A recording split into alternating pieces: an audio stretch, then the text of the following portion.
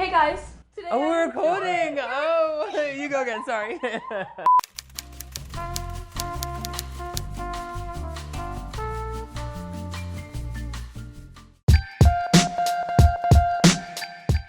We've got Matt and Omar with us today. Hi. Hello. Hi. Oh my god. Great to be How cute. The reason why I wanted to introduce you guys to these two is because you guys are so authentic and genuine in your creations, and I genuinely thought we were friends already before, and we had chatted like a little bit through DMs because you're just so good at connecting to your audience, and I kind of just want to talk about what it means to be authentic on social, because a lot of people come to me or are asking me questions about how to start a blog, and you guys are literally the pinnacle of like doing that right now and living your life, and like that's your full-time job. My heart? Yeah. Heart goes on. It comes naturally for some people, it comes not naturally for a lot of people. I think because social media is so focused on comparison that a lot of people think that authenticity isn't like profitable, or authenticity isn't something that you can like base your social media presence on, because it is all about like, or social media has always mostly been about buying the best things, going traveling, doing the most, being the most perfect. So I think it's hard for people to show their authenticity and be that vulnerable, because I think a lot of it is about vulnerability and like opening yourself up to criticism, which a lot of us are uncomfortable with. So I think like really you have to look at yourself in the mirror and be like, am I okay with putting my full self out on social media for thousands of people to see? Literally. And I think it's so important too, because like I feel like if you don't see anyone really like yourself on the internet or like out on the blogosphere, then be uniquely you, because someone can identify with you. Michelle Obama said yesterday, if you have a seat at the table, we saw Michelle Obama last night, it was just amazing. So she said, if you have a seat at the table, use the seat, don't shy away, like be yourself, like bring your A game every single time, like do the things that you would uniquely do, because that's why you have a seat at the table. It's like if you have a voice, if you have like a platform, use it for your like higher good, and that authenticity will like it will bleed through and everyone will be able to see it. It sounds so corny, but like being yourself is the most important thing. Because I remember when I was first starting YouTube, you watch these other YouTubers who are very successful and they're kind of like, and they're like all up in your face. But then you can also watch ones that are so calm and they all garner their own audiences. What did it feel like to make that jump to doing it full time? So I think for me, we have different. This is so story. different, you guys can both. For me, I had an internship, backtrack 3 years ago, I think. I had an internship in Frankfurt right after university. That's why I moved to Berlin, an internship in data analytics, because I didn't know what I wanted to do. Fun. It's always interesting hearing. So fun. It was gorgeous. It was with DHL. It was a great time. Horrible. It was my first like office job, and it was for a year. I was supposed to be there for a whole year because I wanted to travel and I wanted to see the world, and Europe was a great place to start. And quit after 6 months because I started doing freelance writing. I started kind of doing Instagram as like a travel kind of thing. It was a bit new. But I was making zero money, like cents, like no money. And then I moved to Berlin right after that, right after I quit, the 6 months in. And that's kind of when I started doing this whole freelancer thing. So I kind of jumped like right off the end without having any money. I didn't make any money until like May of last year. So 2 years into it, I was making zero money until I came with Platform. And they helped me kind of build an income here, because in Berlin and in Europe, the influencer scene just isn't there, especially if you don't speak German. Totally. So I wasn't really progressing until I came here, an English-speaking country with like lots of brands that I could work with. So I think for me, for a lot of people, it's better to like prepare yourself beforehand and like have savings and have support and be able to live. Transferable skills. All these things. But I didn't want to do any of that, so I jumped off the deep end and head first in. I love it. And Matt's originally from the States. Yes. Omar, you're originally from the UK. The UK. So how did you find yourself in Berlin? How did you find yourself in Toronto? Long story short, I went from graduating uni, studying interior design, which I never used again, moved to Australia. Oh my gosh, your place is so beautiful. I didn't know. So, okay, we're like, no. It's fine. Went and moved to Melbourne and worked. I was an assistant manager of Meatball and Wine Bar on Smith Street. It's now closed. And then traveled up the coast and traveled to Australia, traveled Asia, and then went back to the UK and I was like, let me live the UK, like I've traveled. Everyone goes home and gets a job when they finish traveling. Yeah. And then I met a piece of garbage human being, and then I stayed in the UK longer than I should have, because I originally planned to then This was a relationship? Yeah. Yes. I planned to move to, Just a random human being random on the street. just a man. Toxic friend. Anyway, so Hey, boy. I stayed in the city, I stayed in the country a lot longer than I was expecting to. And then when I finally like woke up from my like days of confusion, I was like, oh, I'm gonna move to Berlin today. And I just randomly booked a flight. Wow. I was working a 9 to 5 in the UK, and I woke up and I was going to, I think I had a dream or something. And I was like, oh, I'm supposed to be in Berlin. And then I was going to work and I was like, oh, Berlin, whatever happened to that fort?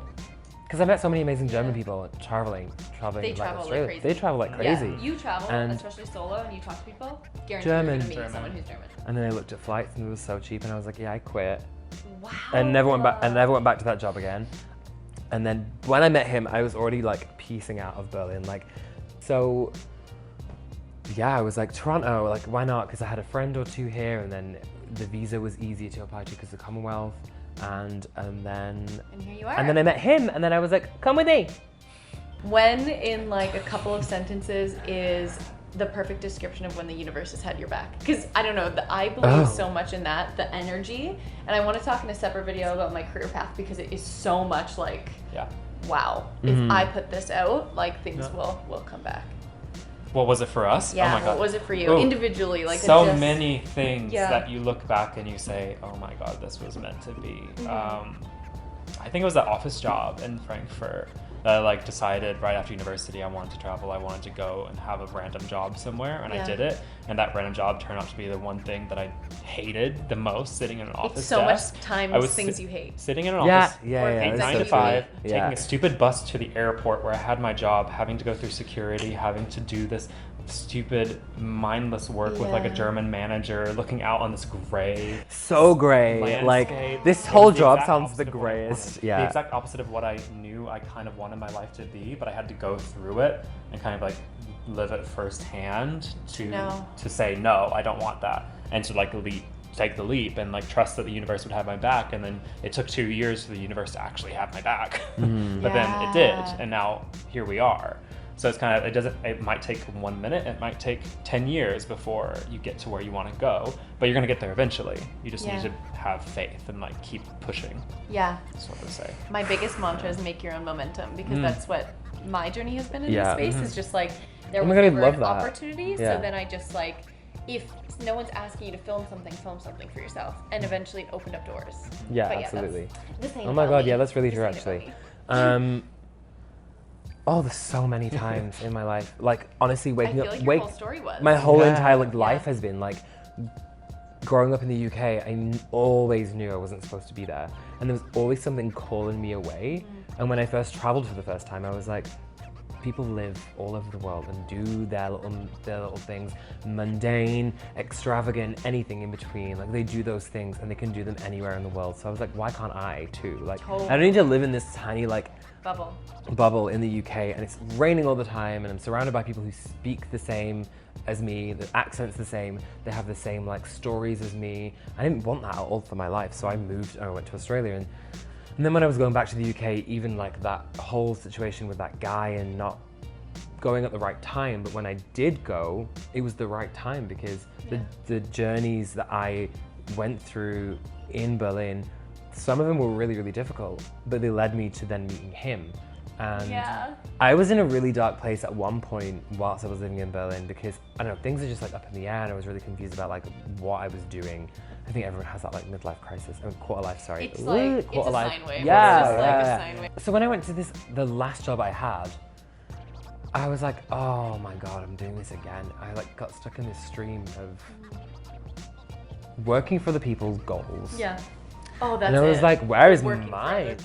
Our thing was about trusting yourself, working really hard, and knowing that the universe has your back. Yeah. And like, it was just Oh my honestly, God. that whole chat was about the Yeah. energy you put out is the energy you get back. Yeah, totally. Is there anything you guys want to say? Ah, Anything else? Oh my God. I just talked so much, I'm so sorry. No, but that is your life. Ooh, I don't know. Trust the universe. That's it.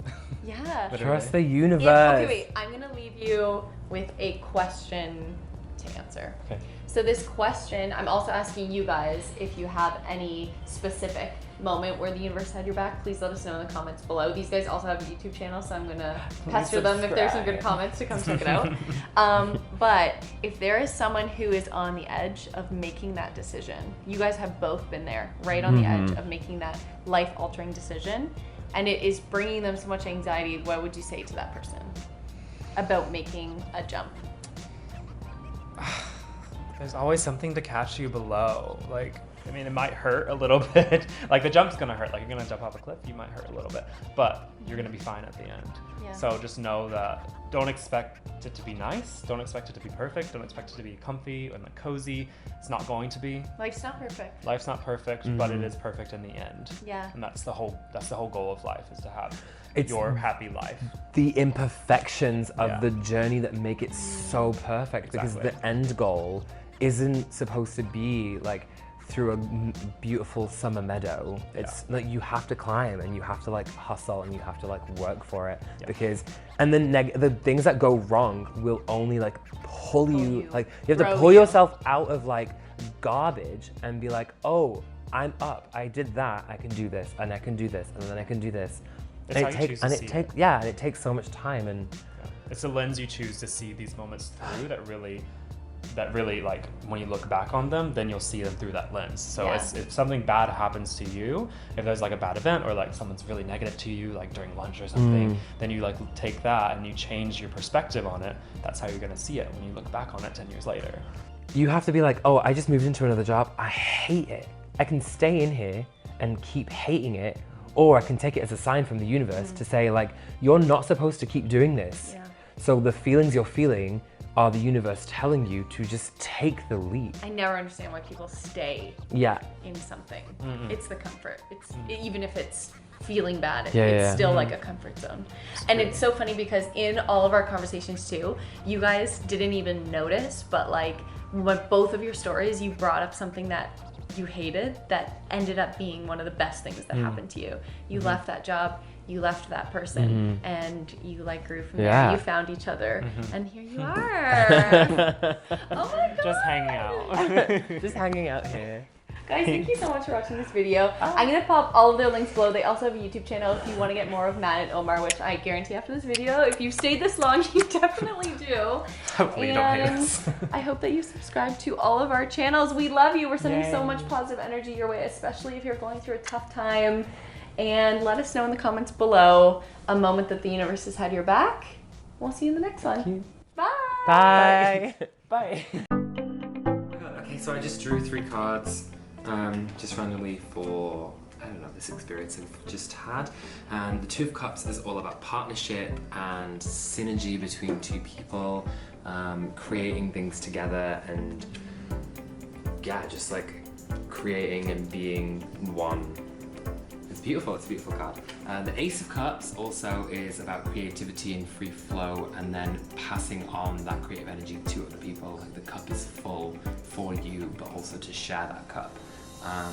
And then the 9 of Wands, which kind of goes to what we were just all talking about, facing hardships and but with like tact and yeah, going head on at any obstacles and like bad situations, and just trusting that the universe has your back, because guess what, you can do it. You can totally do it.